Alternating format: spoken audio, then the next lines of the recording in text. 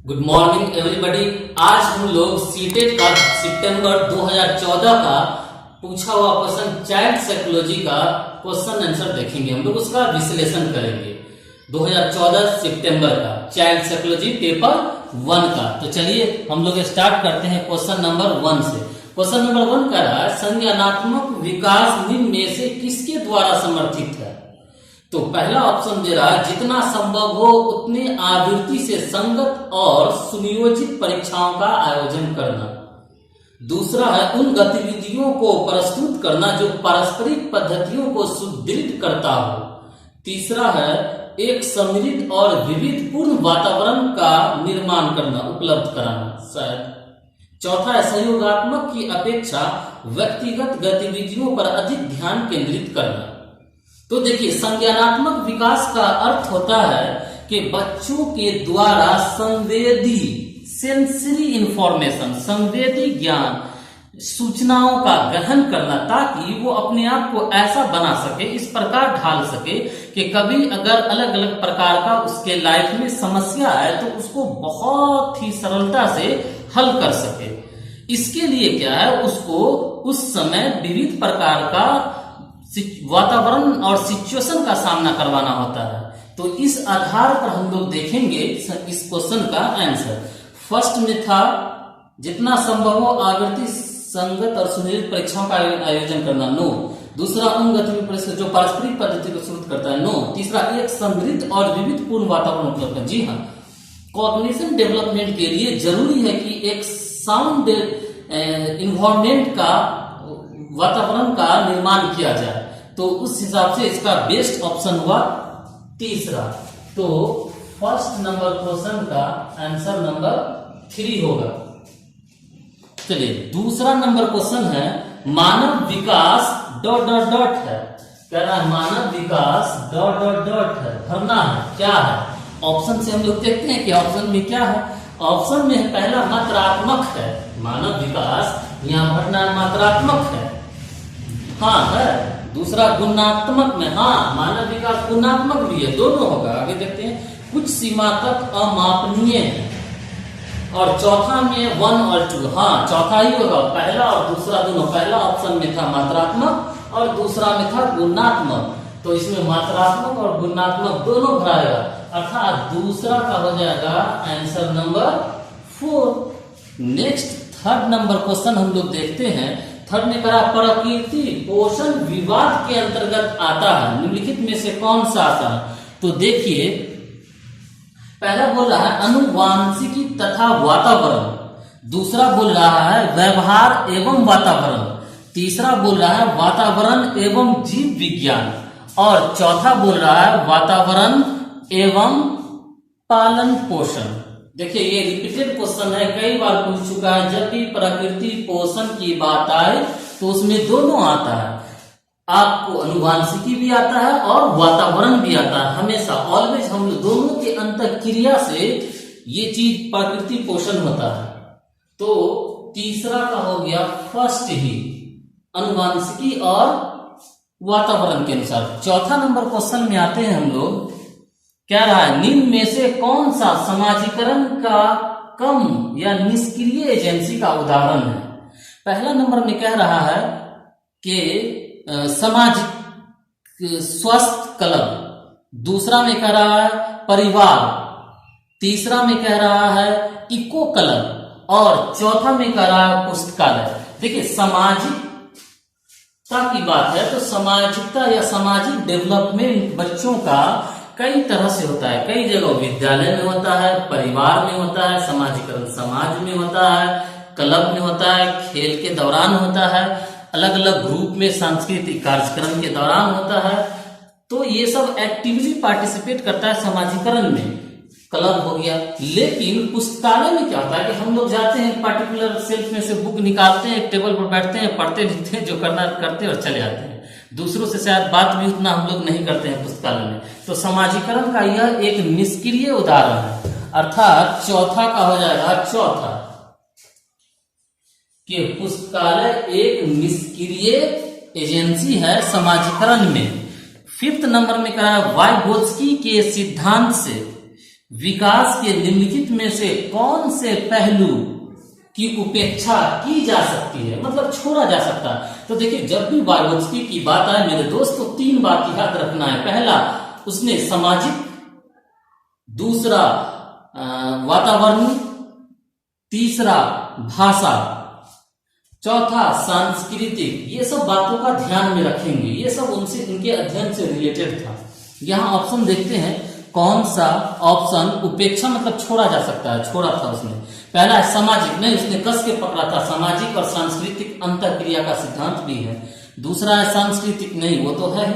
तीसरा है जैविक, हाँ जैविक पर शायद उनका नहीं था, हम तो नहीं देखे आज तक। और भाषा है, तो भाषा भी था। उन्होंने कहा था, बहुत उनका फेमस लाइन है, भाषा का प्रभाव विचार पर पड़ता है, जबकि जीन पियाजे ने कहा था विचार का प्रभाव भाषा पर पड़ता है, उल्टा।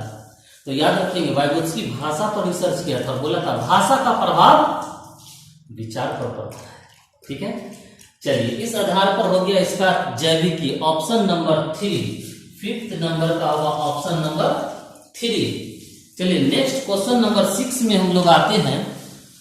6 में कह रहा है, 1 वर्ष तक के शिशु जब आंख, कान व हाथों से सोचते हैं तो निम्नलिखित में से कौन सा स्तर शामिल रहता है। जी हाँ, ये जीन पियाजे के समझ के आधार पर, मानसिक आधार पर जो बालक के अवस्थाओं को बांटा गया था 4 अवस्था में, उस पर आधारित क्वेश्चन है।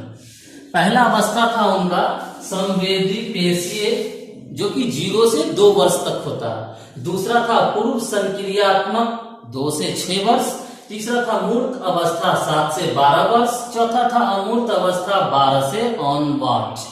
तो देखिए, जीन पियाजे के अनुसार संवेदी पेशीय का मतलब ये था कि उस अवस्था में बच्चा बहुत ही अजीब ढंग से सीखता है। वो अपने त्वचा से महसूस करता है, आंखों से रिएक्शन देता है, अपने हाव भाव से रिएक्शन देता है, इस अवस्था का बच्चा। दूसरा था इसको इस पूर्व संक्रियात्मक अवस्था, इसमें बच्चा क्या है, कुछ बातें सीख जाता है, सीखने लगता है। 2 से 6 वर्ष में वो बोलना चालू कर देता है, 2 वर्ष का लास्ट होते होते, और कुछ वर्ड शब्द का भंडारण इसके अंदर में होने लगता है। और इसके अंदर में बच्चा वस्तुओं को पहचानने लगता है, वस्तु अस्थायित्व अवस्था भी इसको कहते हैं। तीसरा है मूर्त अवस्था, इस अवस्था में 7 वर्ष के बाद बच्चा, या विद्यालय अवस्था भी इसको कहते हैं मूर्त अवस्था को, इसमें बच्चा विद्यालय जाने लगता है, साथ में जो सामने में उसके है उसका वो वर्णन करना सीख जाता है, सामने का डिस्क्रिप्शन करना, सामने बारे में बताना वो सीख जाता है, देख कर, मूर्त मतलब देखना। जबकि चौथा अमूर्त अवस्था, अमूर्त अवस्था मतलब होता है मतलब न, मूर्त मतलब देखना के सेंस में, अमूर्त मतलब जो दिखाई न देता हो उस सेंस में। तो बच्चा इस अवस्था में किशोरावस्था आता है, इसमें इसको औपचारिक अवस्था भी कहते हैं। और बच्चा 12 से 18 जो किशोरावस्था आता है, इसमें वो लॉजिकली सोचने लगता है, लॉजिकली तो इसमें भी सोचता स्टार्ट कर देता है, इसमें अमूर्त रूप से सोचता है, वस्तु उसके सामने नहीं है, लौकिक, परलौकिक, स्वर्ग, नर्क, अच्छाई, बुराई, पाप, पुण्य, इन सब के बारे में सोचने लगता है जो नहीं दिखता है। तो इसको अमूर्त अवस्था कहते हैं। यही 4 अवस्था था। इस क्वेश्चन में शिशु कहा जा रहा है, इसका मतलब है वो संवेदी पेशीय, सेंसरी मोटर अवस्था में आएगा। ऑप्शन देखते हैं, छठा का पहला मूर्त संक्रियात्मक अवस्था, नो।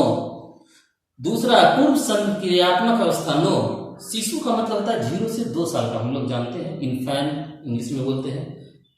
तीसरा इंद्र जनित गामक, हाँ संवेदी पेशीय को ही, इसी को इंद्र जनित गामक भी बोलते हैं हम लोग। तो तीसरा होगा 6 का होगा तीसरा नंबर। चलिए 7 में करा, रिया कक्षा पिकनिक मनाते हेतु ऋषभ से सहमत नहीं है, वह सोचती है कि बहुमत के अनुकूल बनाने के लिए नियमों में संशोधन किया जा सकता है। यह सहपाठी विरोध पियाजे के अनुसार निम्नलिखित में से किससे है। अच्छा, पियाजे के अनुसार, ठीक है।